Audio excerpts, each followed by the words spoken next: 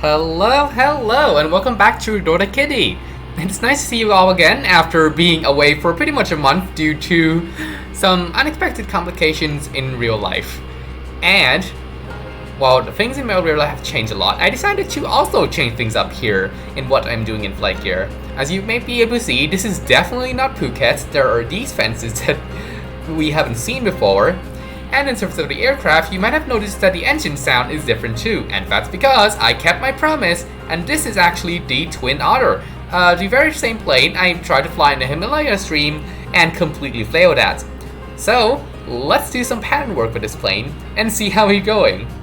Welcome to 10, 11 FPS because San Fran has a lot of buildings that even my feeble and even this computer can't handle, and we'll see how it goes. Man, watching this plumb the depths of frame rates is not fun. Anyway, we're lined up. Let's take off. I actually forgot what the V speed of this is. It's probably 80 about rotate speed. Really? Okay, we're at rotate speed. Let's go up. Wow, it's going to be really high if we are already exceeding the flap speed this early. Now, one thing I learned about the Twin Otter is that you can actually hold down the flap button and it works as you would expect. Which is fun because I'll be adjusting the flaps in steps of like 10 at a time. And that will make this a whole lot easier. Also, there's actually a lot of clouds over San Francisco today, which is going to make my job a lot more difficult because I'm mostly doing VFR. So let's try to keep on runway heading for a while, climb above the clouds, and maybe orbit around the mountain and see what we can see from up there. That's a whole lot of buildings and probably a highway down there. Also, I'll admit, flying a plane at 10 frames per second is not the easiest thing in the world. Oh hey look, another plane! I hope he was going into something else, since it's not like I have drifted way beyond runway heading here.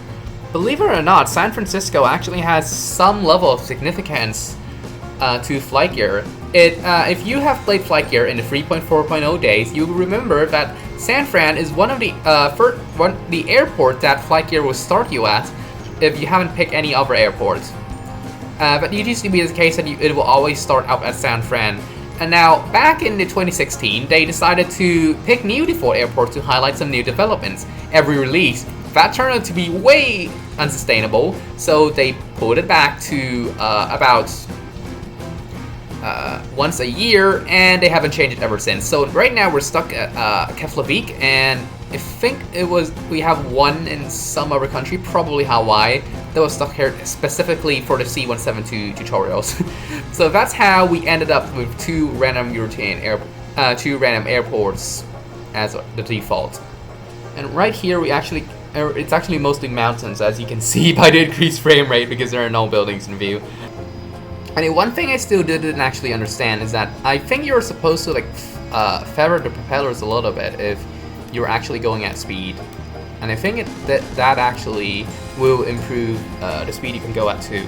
Although, if you ask me, I don't actually understand how that works entirely.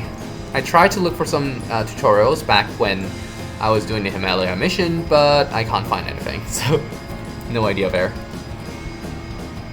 In fact, this time it actually seems to reduce the cruise speed, so I don't know if that's beneficial or not. Or whenever I just dropped it too far. Okay, so I decided to cheat, and it turns out we're actually way past the airport at this point, which is kind of expected. So let's just turn left and go back to where the airport is supposed to be on this map, and hopefully we can go back and land there before things get too unwacky.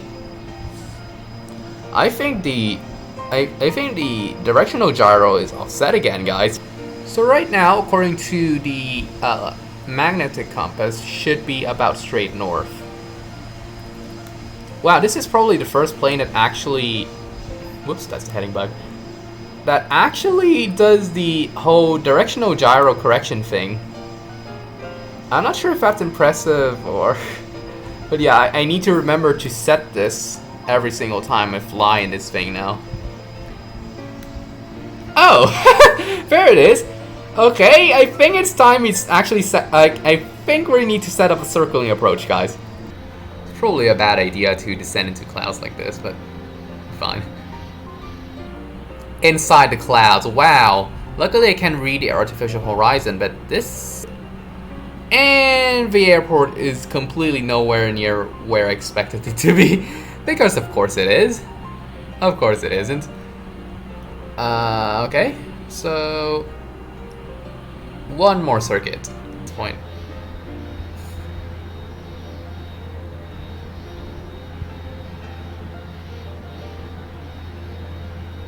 Oh, really? Okay. That's not gonna be nice, but we have a tons of runway length, so...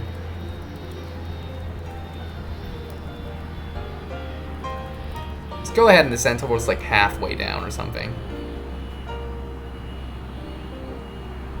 And do a proper trim. Okay, we're going to land on, what does it look like? 2-8 left.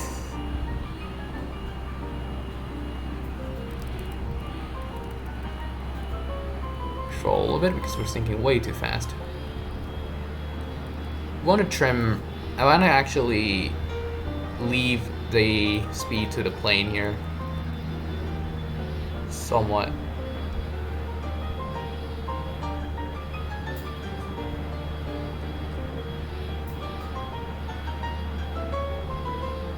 Nice. And we could just go ahead and employ 20 degrees flaps at this point, but not hopeful.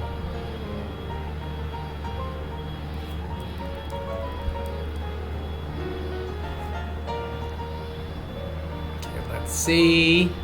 I already accepted that I won't be on the dots, but okay. Flare, too late. Let's see. There we go. Throttle down, reverse thrust, and reverse thrust up.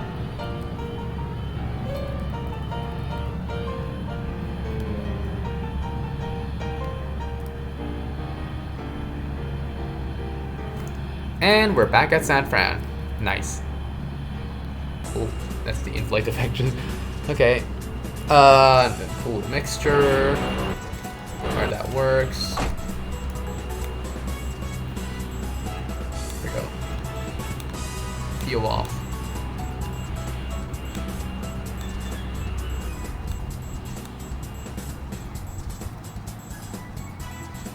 Fuel off. External power and power. Switch him off. Switch to source.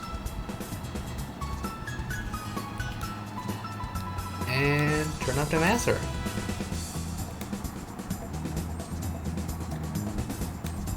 So, welcome back to San Francisco after an unexpectedly hairy sightseeing trip, and we'll see you again next time. Have a nice flight!